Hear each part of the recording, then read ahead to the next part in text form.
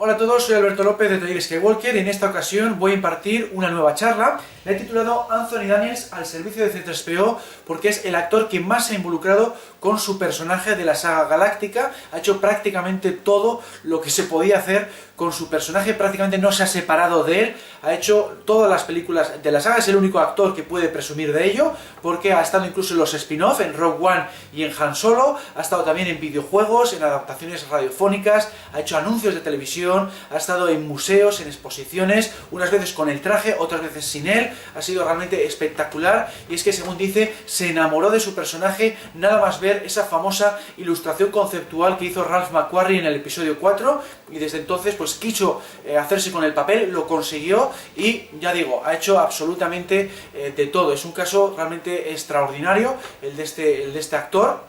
Y bueno, pues en esta charla me voy a centrar sobre todo en anécdotas relacionadas con los 9 episodios, porque si no daría lugar a una charla excesivamente larga. Las que yo hago siempre duran 1 hora de tiempo y eso es lo que voy a intentar hacer aquí en esta nueva conferencia.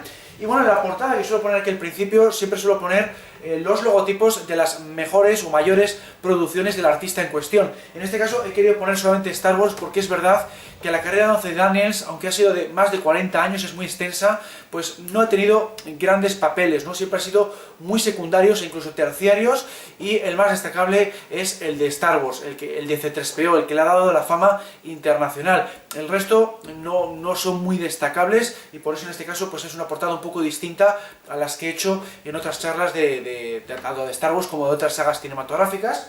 Pero bueno, puestos a destacar, pues se podría destacar que dobló a Legolas en la cinta de animación del Señor de los Anillos en el año 78, y luego también estuvo en otra producción mítica de George Lucas como fue la serie del joven Indiana Jones en los años 90. Estuvo en concreto en un episodio haciendo también un pequeño papel que se titulaba El ataque de los hombres halcón. Más allá de ello, pues ya digo, tampoco ha hecho gran cosa, ¿no?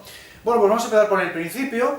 Anthony Daniels nació el 21 de febrero de 1946 en Salisbury, que es una pequeña localidad situada a unos 140 kilómetros de Londres. Y bueno, pues él lo afortunado que ha tenido, digamos, la fortuna que ha tenido, y de hecho se siente muy afortunado de ello, es que desde los 5 años de edad ya sabía que quería ser actor porque le encantaba el teatro en el colegio. Lo que pasa es que sus padres, por el contrario, no querían que se dedicara a ello, querían que fuera abogado, y eso que tuvo que hacer por obligación familiar. Él tuvo que estudiar esta carrera, lo que pasa es que estuvo solamente 2 años estudiando esta profesión, pero bueno, se pudo dedicar a ella. Estuvo de hecho trabajando 5 largos años, dice que se le hizo larguísimo porque no le gustaba en absoluto. Lo que pasa es que bueno, para sobrellevarlo estuvo al mismo tiempo en una compañía de teatro amateur, y bueno, pues aquí el director de esta compañía le dio los ánimos para que diera el salto a convertirse en profesional, porque él veía que tenía talento, que se le daba bien y que era lo que siempre quería hacer, ¿no? Que lo de abogado como que no iba con él. Bueno, pues al final, después de esos 5 largos años de abogado, dio el paso cuando ya tenía 24 años. Se puso a estudiar la carrera de la interpretación en el Rose Bruford College. Aquí es donde aprendió todo tipo de asignaturas relacionadas con la interpretación. Dice que estaba muy enfocado al teatro, pero bueno, que al final le valió para todo lo que hizo después, porque hizo radio, hizo televisión, hizo cine, y bueno, pues aquí ya digo, hizo de todo, ¿no? Hizo mímica, aprendió dicción, aprendió incluso a hacer coreografías de peleas, y todo al final le vino bien, sobre todo el tema de la improvisación, que es algo que luego vamos a ver que le vino muy bien en Star Wars, porque añadió cosas a su personaje. Siempre ha sido una persona bastante creativa. Y bueno, pues gracias a esto va a encontrar trabajo muy rápidamente. Enseguida encontró trabajo en la radio, concretamente en la Radio Repertory Company de la BBC. Le va a ir muy bien, tiene mucho talento, y enseguida incluso gana un premio que se entregaba todos los años a nivel de radio, y enseguida también consigue algo muy importante, que es entrar en el sindicato de actores de allí de Inglaterra, que es algo fundamental para poder entrar a trabajar en el mundo del cine y la televisión. Y en su caso pues va a entrar a trabajar en la televisión, que es algo muy complicado, porque en aquel entonces no hay tantas cadenas de televisión como tenemos ahora. Estamos hablando de los años 70, hay apenas un par de canales, no hay todavía ni siquiera los canales de pago que va a haber después, y bueno, pues ahí ya tiene sus primeros trabajos en el ámbito televisivo. Lo va a compaginar con el teatro, lo va a compaginar con la radio, de tal forma que cuando llega ya la primera película de Star Wars, el episodio 4, Una nueva esperanza, en el año 77, concretamente a finales del año 75 es cuando llega el casting, pues él ya tiene cierto currículum que le va a dar puntos de cara al visto bueno de George Lucas. Lo que realmente le va a dar el visto bueno frente a los más de 30 candidatos que hay en este casting para el papel de C3PO es el hecho de que él tiene conocimientos de mímica. Ese es el punto clave para conseguir el personaje. Aquí lo que le da rabia luego a posteriori es que en las entrevistas después del estreno de la película siempre le dicen, bueno, pero tú conseguiste el papel porque entrabas en el traje. No, nada de eso. Yo lo conseguí porque ya era actor, tenía cierto recorrido y además sabía mímica. Eso lo dejó bien claro en las entrevistas. Ya digo, le daba rabia el que le preguntaran de esa forma porque no era su caso. Ese es el caso de, por ejemplo, como sabemos, de Peter Mayhew, que era celador en un hospital de allí de Inglaterra. No tenía apenas, vamos a decir, currículum, había hecho una única película y George Lucas le escogió simplemente por su estatura. Es un caso totalmente distinto, el suyo no. Y de hecho el traje se le construyeron en cuanto le escogieron, le hicieron un traje a medida y esto dice que fue un proceso espantoso. Lo pasó realmente mal porque tendría que estar prácticamente desnudo con los artesanos, le envolvieron con una especie de cinta transparente, se tuvo que tumbar en el suelo agarrándose a dos postes boca abajo, le echaron encima yeso y una serie de productos químicos que se iban calentando, tenía que esperar luego a que se enfriaran para que se formara el molde de su cuerpo. Y vamos, que eso lo pasó realmente mal, eran unas sensaciones muy desagradables durante mucho tiempo. Luego tuvo que hacer lo mismo, pero boca arriba, para hacer la otra parte, porque se hizo en dos piezas. En fin, un proceso muy lento, muy desagradable. Lo mismo luego con la máscara fue incluso peor, porque era muy claustrofóbico el sistema. Tenía que tener una máscara hecha de cera, que también se tenía que endurecer, y durante el proceso en el que se le estaban haciendo, tenía que respirar por dos pajitas que le ponían en la nariz. Un proceso que, bueno, se ha hecho para todo tipo de máscaras de cine, incluyendo pues cuando hicieron la de Harrison Ford en el Imperio Contraataca, como sabéis, cuando le hacen la máscara para cuando su personaje está congelado en carbonita, ¿no? Bueno, pues una vez superado todo eso, la cosa va a ir a peor, porque en el rodaje en Túnez, en 1976, pues se va a abrasar de calor con el traje puesto. Está en el desierto tunecino, la temperatura roza los 50 grados y aquello es espantoso porque no consiguieron un sistema de ventilación en condiciones, que es algo que le van a hacer muchos años más tarde en películas posteriores. Aquí intentaron meter una especie de ventilador dentro y no funcionó ya desde el primer día. Entonces ese va a ser uno de los problemas clave. Pero hay muchos otros. Uno de ellos es que requiere de 5 técnicos para ponerle el traje a lo largo de 2 horas y solo quitarle la máscara ya lleva 20 minutos. Entonces no puede quitársela ni siquiera entre tomas para respirar un poco porque retrasaría el rodaje. Entonces esto va a ser algo espantoso que lo va a sufrir en películas posteriores. De hecho, el tema este del traje no va a estar completamente perfeccionado hasta 40 años más tarde con las películas de la trilogía de Disney, ¿no? Es algo que lo va a sufrir muchísimo. Es verdad que luego le van a hacer mejoras, como vamos a ir viendo, pero las primeras versiones del traje son realmente espantosas. Aquí, por ejemplo, una de las peores cosas que lleva es que le pinza el traje en diferentes puntos del cuerpo, sobre todo a la altura del hombro, en función de los gestos que hace para dramatizar los gestos del personaje. Lo lleva muy mal, le hace heridas, le hace magulladuras, le hace roces, y al llegar al hotel, después de cada día de rodaje, después de estar 7, 8, 9 horas rodando, pues está muy fastidiado del cuerpo, se tiene que estar, vamos a decir, reparando las heridas, ¿no? Curándose las heridas. A veces le pide permiso a Mark Hamill, por favor déjame la bañera de tu suite, que la mía ni siquiera tiene, para meterme en agua porque estoy fatal, y lo pasó realmente mal con este traje en muchos sentidos. Por supuesto, no oía apenas los diálogos de sus compañeros porque le hacía mucho ruido el traje. Este ruido, además, le obligaba luego a doblar todos sus diálogos en postproducción o la de sus compañeros porque fastidiaba las tomas en el sentido del sonido.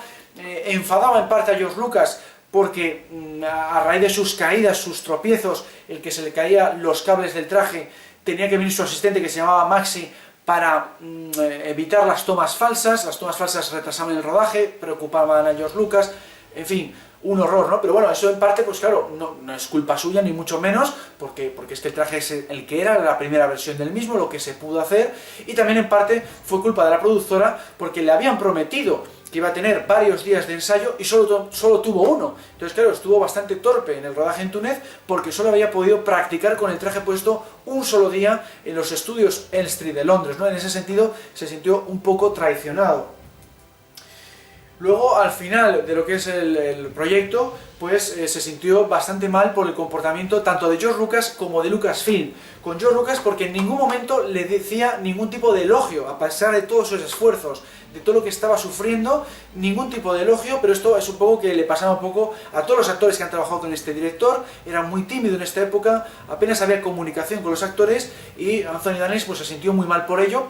Y sobre todo la gota que colmó el vaso fue ya en fase de postproducción, cuando fue a doblar al personaje, se enteró por una tercera persona en los estudios de doblaje allí en Estados Unidos que no le había gustado su forma de interpretarlo en plan mayordomo británico. George Lucas prefería, lo que tenía en mente, mejor dicho, era una versión en plan vendedor de coches usados. Cuando se enteró esto Anthony Daniels, pues ya entró en cólera prácticamente y quiso reunirse con él para hablar del tema, porque es que, oye, ¿por qué no me has comentado todo esto cuando rodábamos en Túnez, pues para hacer otra versión, ¿no? Si no te estaba gustando lo que estaba haciendo. Al final George Lucas le dijo que no, que mira, que al final, en fase de postproducción, cambié de idea y me ha encantado tu interpretación. Pero en ningún momento se lo hizo saber a lo largo de todos los meses del rodaje en Túnez o en los platós de los estudios Elstree ingleses, ¿no?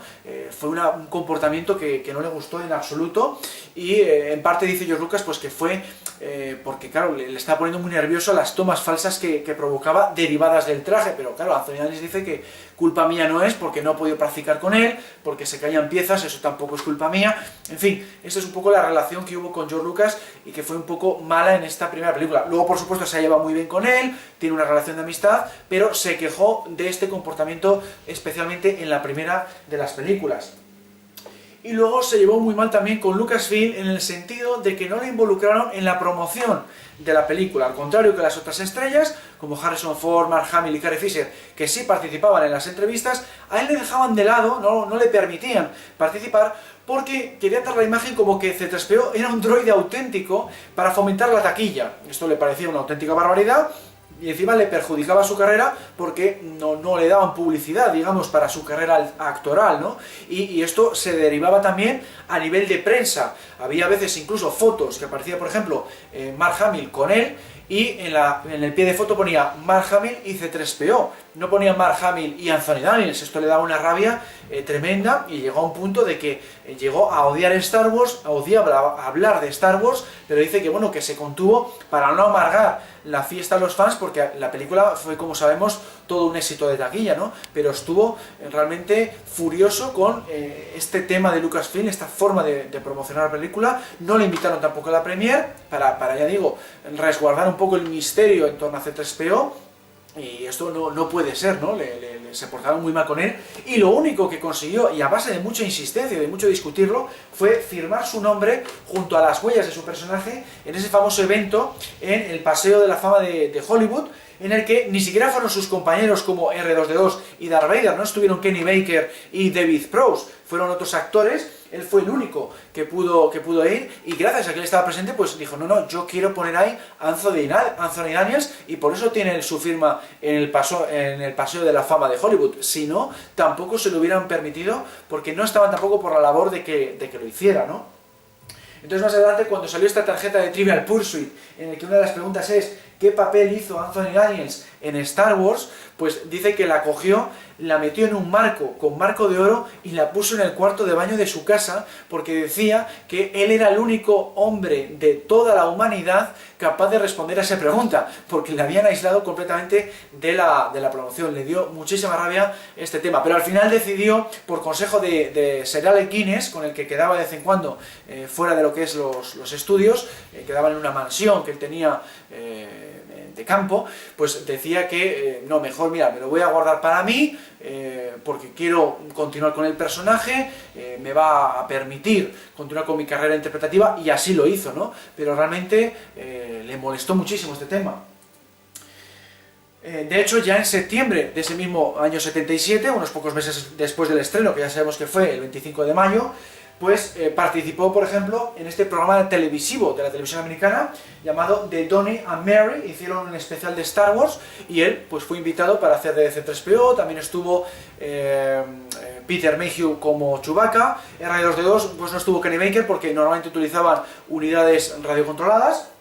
Y bueno, pues dice que fue una experiencia humillante, o sea, es lo que se solía hacer en la época, hacer productos bastante cutrecillos, bastante alejados de lo que es la película, y en este caso era muy musical todo. De hecho, su personaje bailaba con bailarinas disfrazadas con cascos de soldados de asalto, era todo muy ridículo, pero por lo menos él incidió en los diálogos para que sonaran como C-3PO. Él siempre protegió mucho a su personaje en todas las producciones en las que estuvo, retocó diálogos para que no se perdiera la esencia de C-3PO. Eso siempre fue muy protector con su personaje y es algo que hay que agradecerle, ¿no?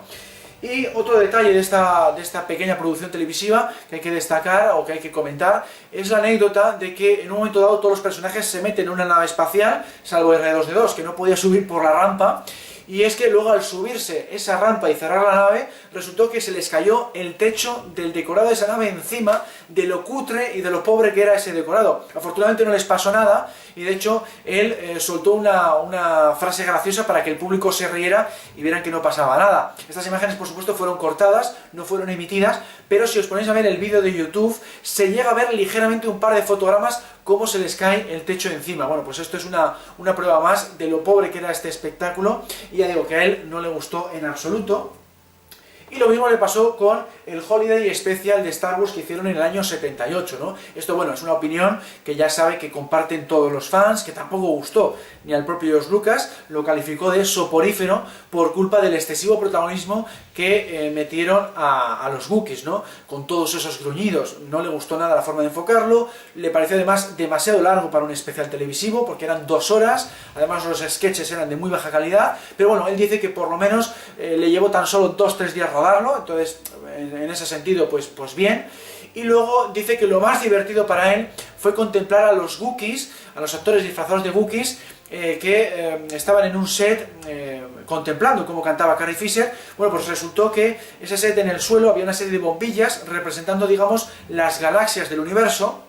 Y bueno, pues luego metieron un efecto de niebla en ese suelo. Bueno, pues él le divirtió mucho ver cómo los Wookiees, como no podían ver a sus pies, empezaron a aplastar esas bombillas, de tal forma que le daba la impresión como que los Wookiees estaban aplastando galaxias enteras. Eso es lo que más gracia le hizo de este especial, porque por lo demás le pareció aburridísimo. Bueno, vamos a ver ahora la frase más graciosa que le parece de esta película, de su personaje, que es la de "deja ganar al Wookiee". Le pareció tan graciosa que se empezó a contagiar, de hecho, en el equipo a modo de broma, en el set de rodaje. Vamos a verla. Déjale ganar, no conviene soliviantar a un Wookiee. Ya, pero a nadie le preocupa soliviantar a un androide. Eso es, porque un androide no le arranca los brazos a su rival cuando pierde. Y los Wookiees sí. Comprendo lo que dice, señor. Te sugiero otra estrategia, R2. Deja ganar al Wookiee. Vamos ahora con el Imperio Contraataca, el episodio 5, que se estrenó en 1980, y aquí comenta Anthony que las condiciones laborales no mejoraron mucho, para su desgracia, respecto al episodio 4, a pesar del gran éxito que había tenido esa película.